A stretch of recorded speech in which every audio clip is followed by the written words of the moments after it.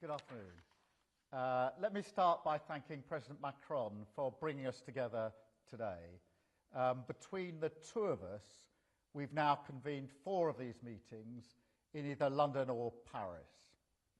And it's now, obviously, over 2 weeks since Ukraine agreed to an immediate 30-day ceasefire. That offer is still unanswered. It's over a week since Putin agreed to an energy and infrastructure ceasefire, but since then, Russia has hit energy infrastructure in cities across Ukraine. They've increased their bombardment, firing over 1,000 long-range drones at the country, hitting Ukrainian homes, schools and hospitals, with widespread civilian casualties. One drone killed a mother, a father and their daughter, an innocent family. Then this week we saw the agreement on a ceasefire in the Black Sea. I welcome this as a vital first step forward, but within a few minutes of the announcement, Russia set out new conditions and delays. Now, President Trump has rightly called them out for dragging their feet. And we agreed here in Paris today that it's clear the Russians are filibustering. They are playing games and they're playing for time. It is a classic from the Putin playbook. But we can't let them drag this out while they continue prosecuting their illegal invasion. Instead, we should be setting a framework and a deadline of delivering real progress. And then we should hold them to that deadline. So here in Paris, we've agreed that we must go further now to support the peace process, support Ukraine, and increase the pressure on Russia to get serious. That means, first, stepping up the military pressure. So the Defence Secretary will chair the next Ukraine Defence Contact Group on the 11th of April to marshal more military aid and keep Ukraine in the fight. Because peace comes through strength. That was one of the main messages reasserted today and emphasised today all around the table and the meeting. Second, it means increasing the economic pressure on Russia, accelerating new, tougher sanctions, bearing down on Russia's energy revenues, and working together to make this pressure count. We also discussed how we can support the implementation of a full or partial ceasefire when it is in place, and how we can build on efforts towards negotiations on a just and lasting peace. That remains our shared goal, and it's what the Coalition of the Willing is designed to support. The political will from partners here today was clear.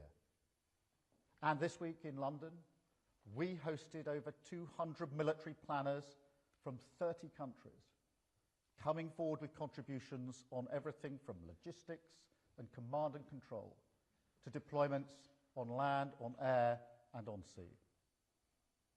That work continues at pace. We will be ready to operationalise a peace deal whenever its precise shape turns out to be. And we will work together to ensure Ukraine's security so it can defend and deter against future attacks. This is Europe mobilising together behind the peace process on a scale that we haven't seen for decades. Backed by partners from around the world, we are determined to deliver a just and lasting peace because we know that it is vital for Ukraine and Europe as a whole.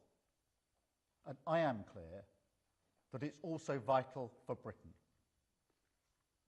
Thank you. I will now take some questions. I've got a list here. I think we're starting with Adam from Sky. Adam. Thank you, Prime Minister. Adam Parsons from Sky News. You talked there about political unity. Senior figures in the American administration have described European leaders, presumably including yourself, as pathetic freeloaders. How can you possibly rely on the Trump administration to craft a ceasefire that works for Europe and for Ukraine? And if they do create that, if there is a ceasefire, how will you enforce it and monitor it? And will you commit now to putting British troops on the ground in Ukraine to keep that country safe? Well, let me begin answering that by describing the mood in the room today in the meeting, because we had 30 countries represented, obviously NATO and the EU as well, and there was a broad consensus that this group of nations is now stronger and broader than it's ever been. And so there was clearly a mood of that strength, a word that was used throughout the meeting. In terms of the military operational planning, that sits alongside the political momentum. So today in these meetings that Emmanuel Macron and I are hosting, that's the political momentum. Alongside that is the planning that's going on. It went on intensely in London this week, 3 extra days concluding today. And the Chiefs of Defence will now, as a result of today, the UK and the French and the German Chiefs of Defence will meet in Ukraine with their counterparts to take forward, as it were, with Ukraine, how those plans or options are going to be implemented. Obviously, we don't know yet whether there'll be a deal, what exactly the deal will be like, and therefore, politically, what we're requiring is options that are credible, that can be operationalised. But the Chiefs of Defence will now go and have that discussion, not least because the military and operational coalition, if you like, is designed to build on the Ukrainian capability, not sort of an alternative to it. So that's where we're at. As I've always said, this will require the engagement and support of the United States. That's a discussion we've had with the US, with the President, on many occasions. But I would describe the mood as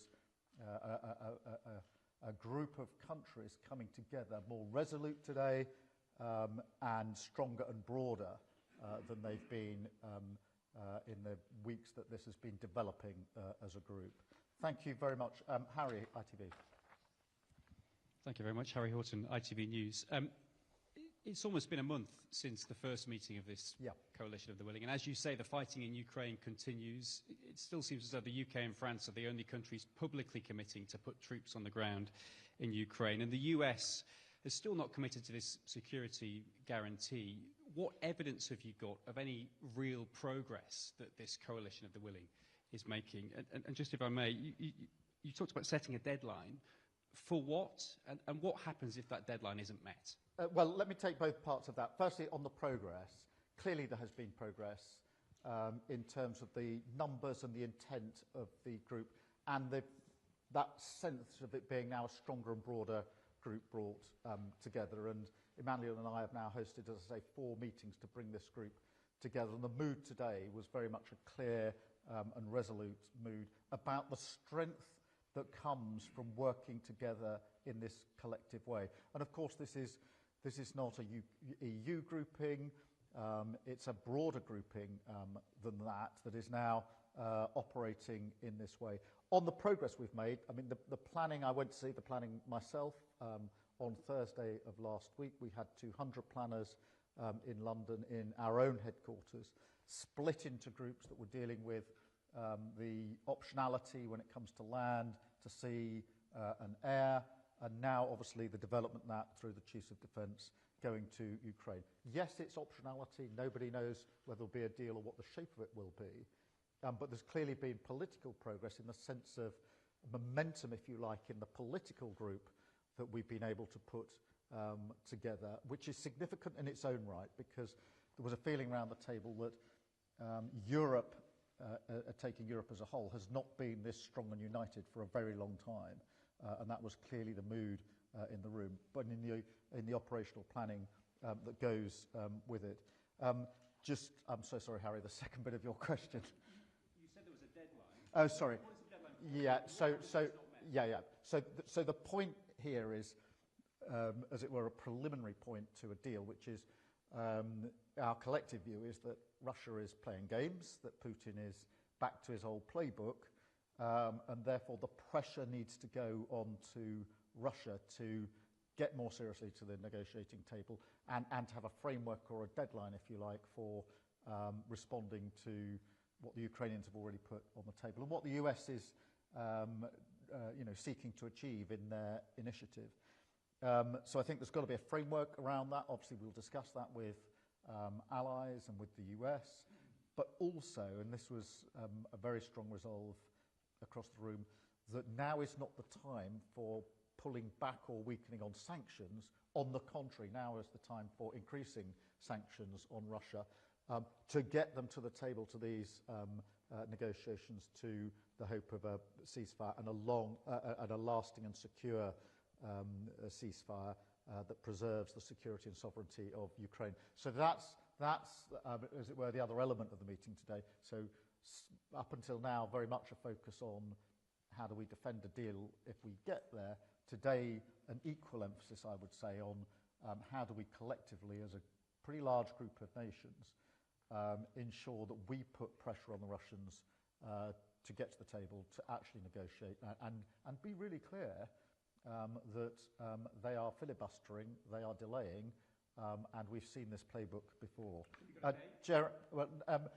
Look, I mean, we in the mood for deadlines. I don't want to put a hard deadline on this, but we need to see this developing in days and weeks, not months and months, and we need to move on to that space. But I mean, so I'd say today that came up, as it were, alongside what we need to do if there is a deal, as part of the big discussion that we had over quite a session this morning.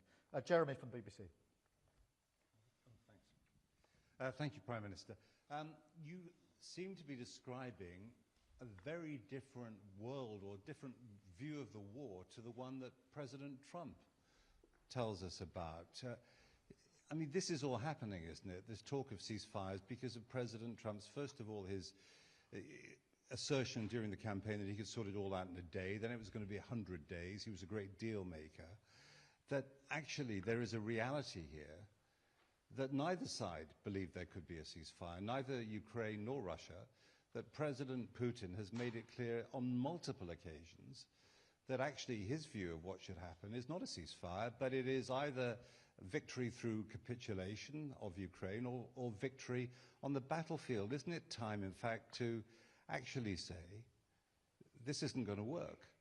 We shouldn't be going for a ceasefire. We should be going for something else, maybe more military support for Ukraine that will enable them to make progress on that battle. No, I don't agree with that.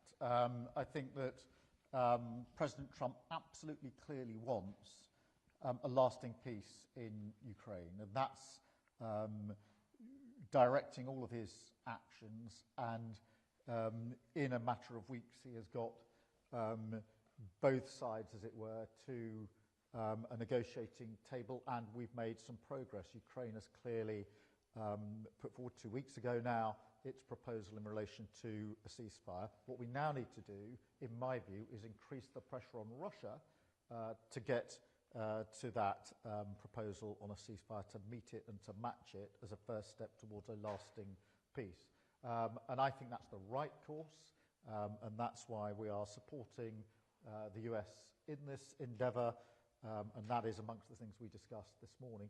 And at the same time, we have to answer the question, if there's a deal this time, why will it hold in the way that the deals in the past have not held? Because this wouldn't be the first time that a deal has been reached, but what we need to make sure is it's the last time that a deal is reached and not breached and is held to.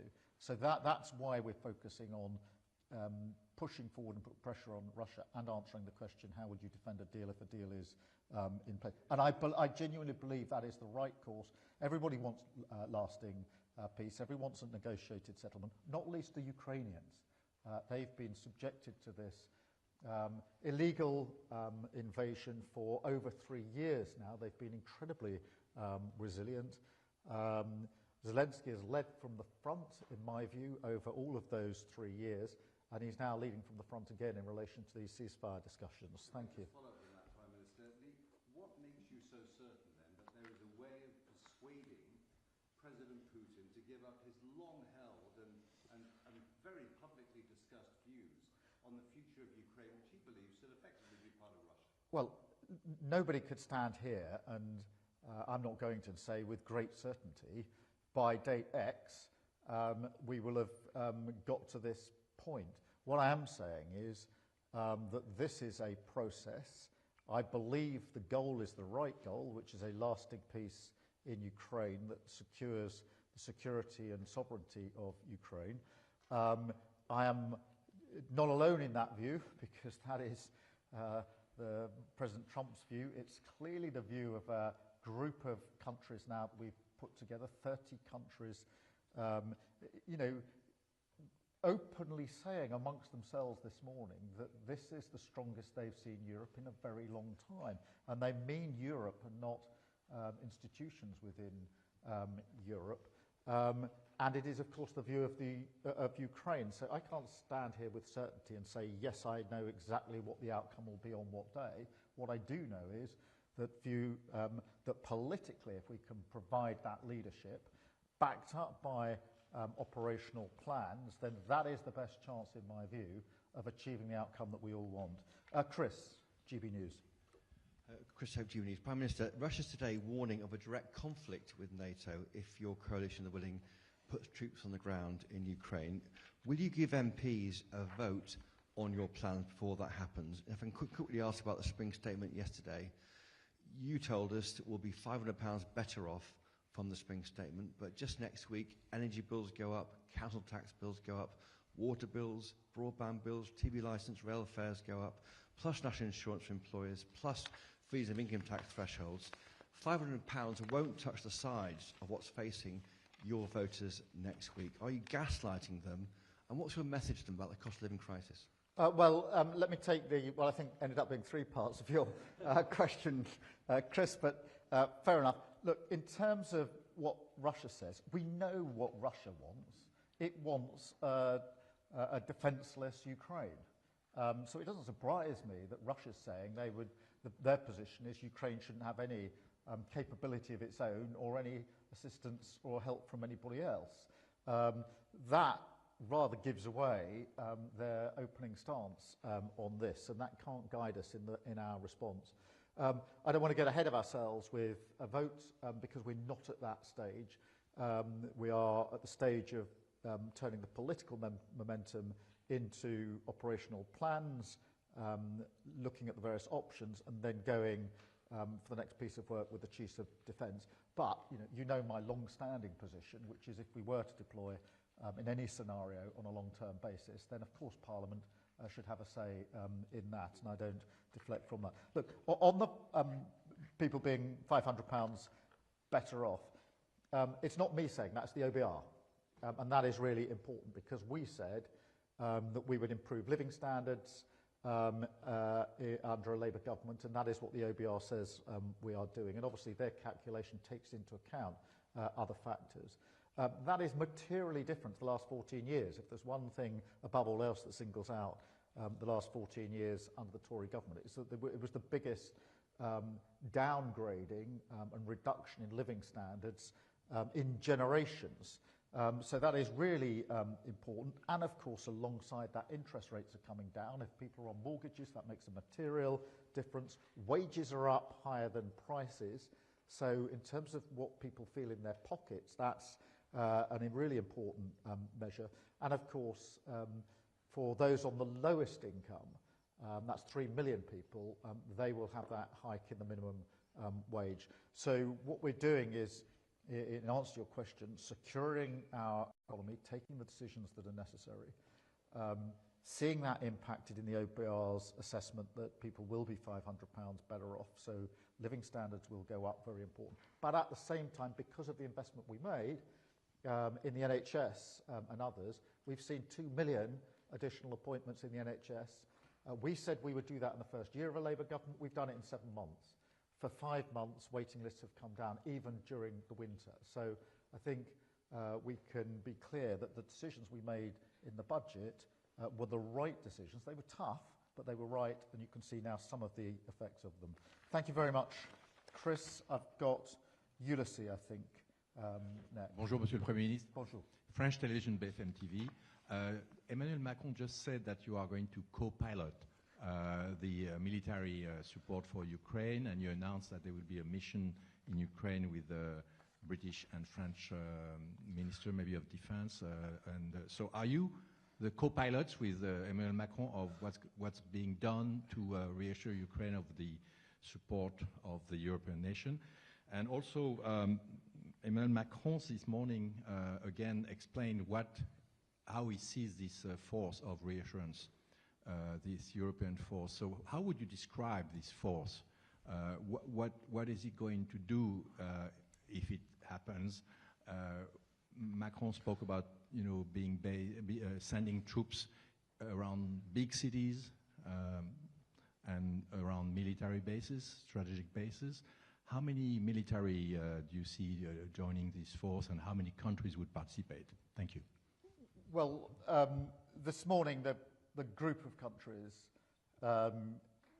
asked Emmanuel and me to sort of lead the coordination of the efforts that we have touched on this morning. Now, that is obviously something we do in conjunction with and in liaising with all of our partners at every level. But it's really just to take that effort forward and then to take it into the next stages, the Chief of Defence meeting that will be happening in Ukraine, and to ensure that we keep the momentum going in the group that we've been able to put together. But let me just be really clear.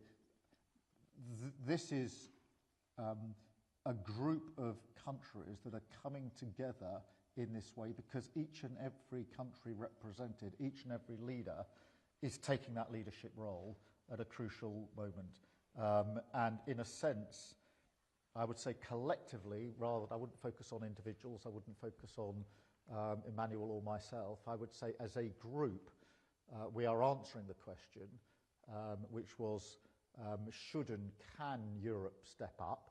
To which the answer collectively is, yes we should, yes we can, and yes we are stepping up. And that's why I think the mood was of a stronger group and a broader group this morning. On the way in which the one aspect of this would work, and I say one aspect because there was a broader sense this morning that this is of course about Ukraine, but it is also about the future of security and defence in Europe more generally. And that's why the mood was very upbeat and determined. And in relation to Ukraine, I would describe this force as one.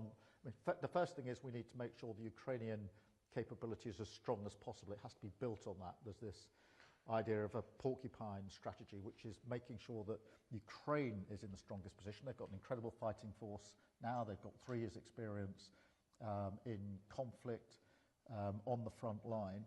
So building that capability, maintaining and building on it, but also putting this, I would say,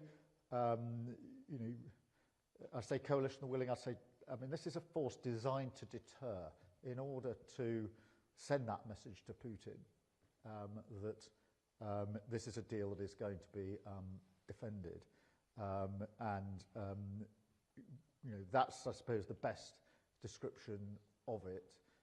We're familiar with that, obviously, in other countries in Europe, but that is done in recognition that we also need US involvement in that.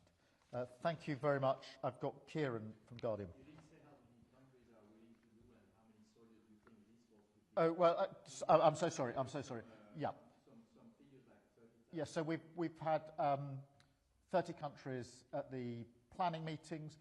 Different countries are putting forward different capabilities in terms of where they are able to contribute, and that's why we've broken this down into different planning scenarios, land, sea and air.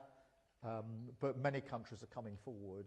I won't go into all the plans for reasons you'll understand, but when you've got 200 planners from 30 countries who are there voluntarily, that nobody can force them to be there. They've come along to be part of this, to say what capability they're prepared to put forward, which is a good thing.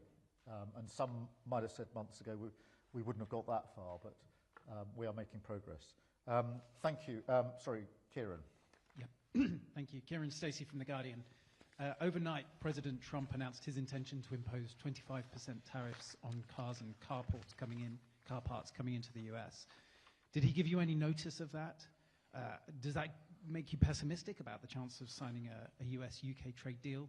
And what happens if that trade deal doesn't come about and we do get hit by these tariffs?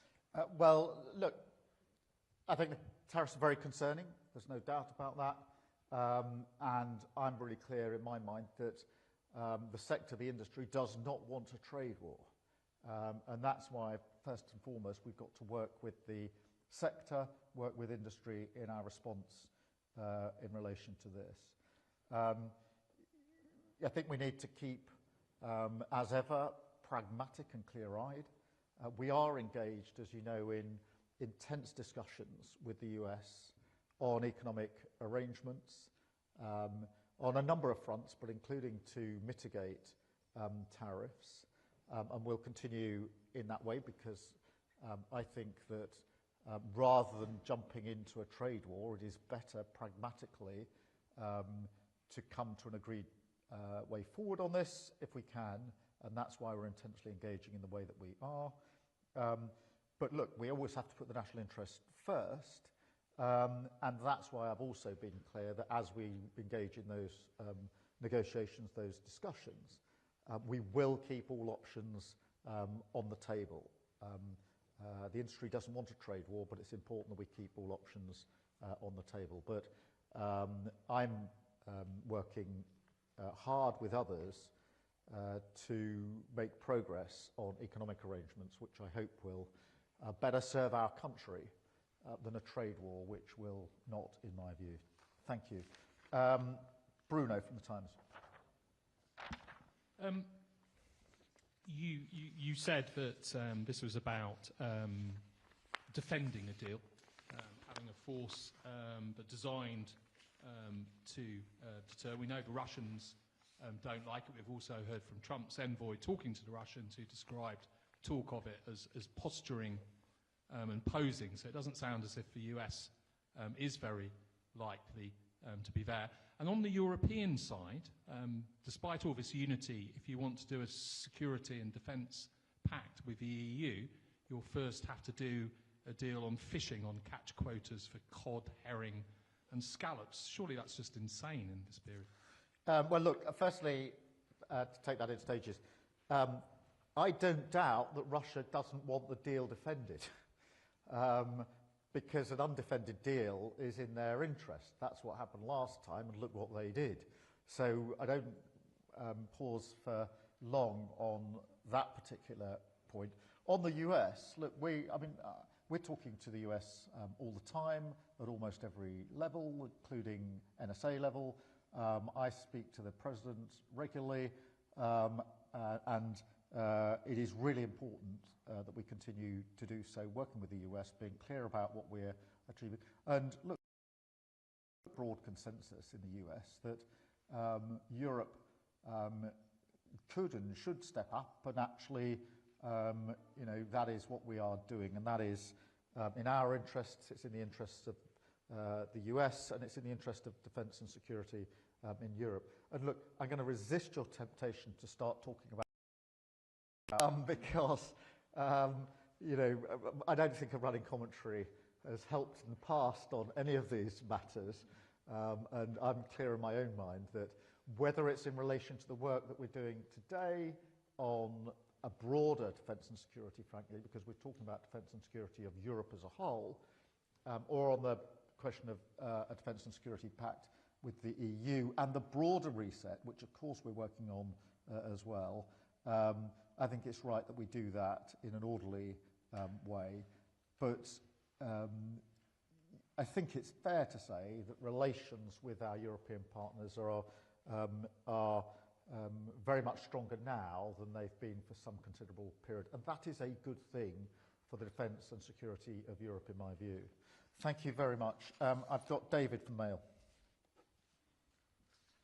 Thank you. Sorry, just to press you on fish, can you give us some clarity about whether you'd potentially sort of be willing to continue the status quo on fishing rights beyond 2026 in return for a defence and security deal? And again, are you not disappointed that fishing rights is being sort of weaponised in this way and put on the table? Shouldn't it be taken off when talking about security and defence? And just on the spring statement, Paul Johnson has said today that there's a very good chance that your government is going to have to come back for more tax rises or spending cuts in the autumn, suggesting that pensioners and the wealthy could be targeted next. He's right, isn't he? And shouldn't pensioners in Middle England be worried? Well, let me take that in stages. Alongside what we're doing today, which is not to do with the EU reset, it's obviously a broader question of a number of countries. We're making real progress. At the same time, we are looking to reset our relationship with the EU. I think there is a better, closer deal to be done on trade, on defence, on security, on issues like energy. We're working hard at that with the EU. My strong view is that the best chance of getting a reset that works for both the United Kingdom and the EU is not to engage in negotiations and discussions outside of the arrangements that we've set up. That was tried a number of times in the past and, to my mind, didn't work particularly well. So I don't want to avoid your question, but I don't want to get dragged into the very thing that I want to avoid, which is trying to have some sort of open negotiation through press conferences rather than the orderly way that I think is most likely to be to achieve the results we need, and actually to be the right thing in our national interest, because in the end that's the thing that I have to focus on as we go through this. On your question of tax, well look, the first thing is to say we haven't raised tax in the spring statement.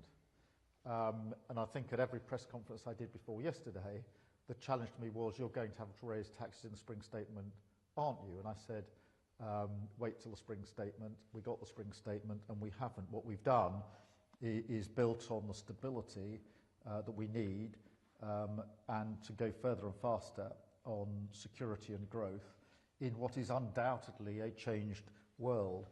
We did have manifesto commitments in relation to tax and what taxes we wouldn't raise, and we've kept good to those promises. Obviously, I'm not going to write future budgets. Every Prime Minister and every Chancellor from every government always takes that position.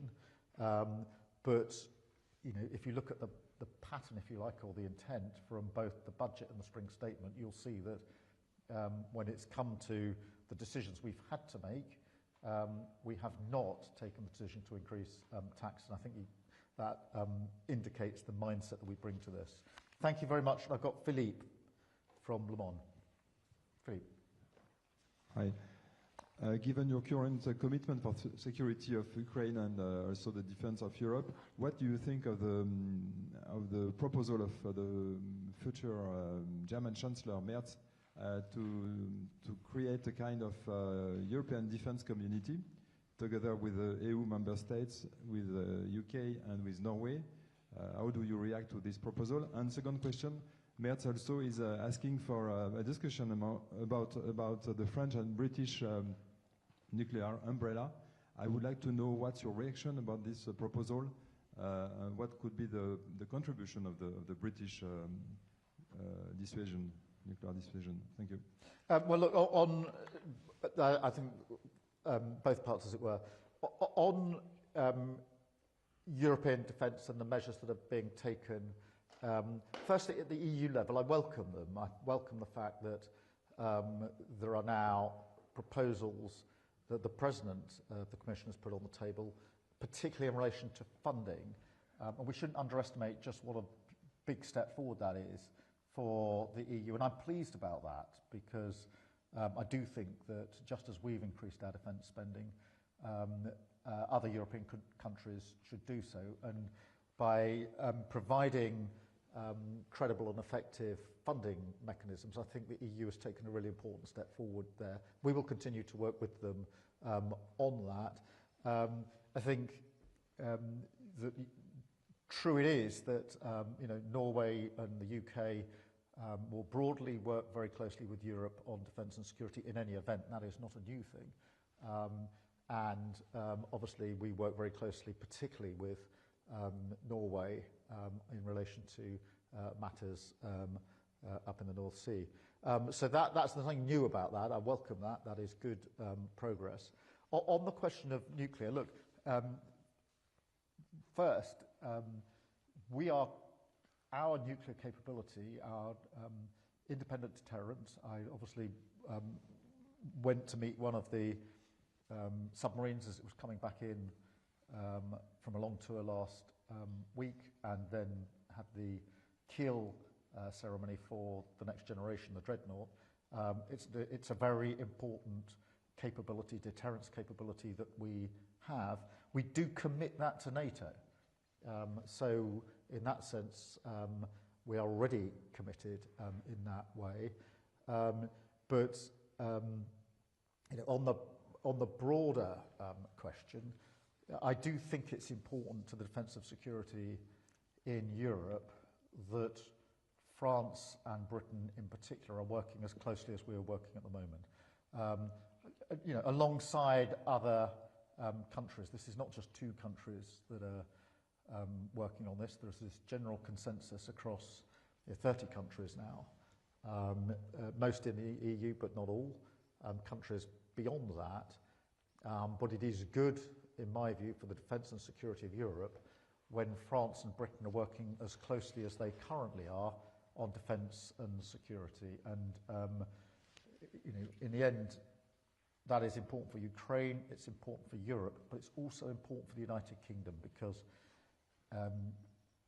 history tells us that conflict and insecurity in Europe will wash up on our shores.